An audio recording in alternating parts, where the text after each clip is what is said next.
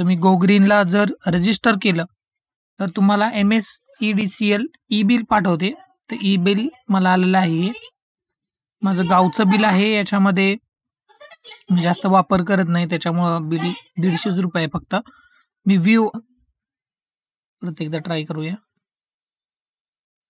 Okay, अशा प्रकारे आपल्याला बिल पण दिसणार आहे. मी जून महिन्यामध्ये गावाला होतो, तिथे 4 युनिट पडलेले 2025ला. त्याच्यानंतर मी डिसेंबर 24 मध्ये आणि नोव्हेंबर 24 मध्ये गावाला होतो, त्यावेळेसच फक्त युनिट पडलेले. तर हे 4 युनिटचं बिल आहे. याच्यामध्ये वीज शुल्क जे आहे ते 21.42 रुपये.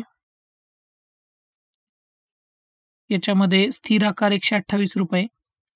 म्हणजे जसं फिजिकल बिल येतं तसं सेम हे बिल आपण प्रिंट पण करू शकतो जर आपल्याला पाहिजे असेल तर.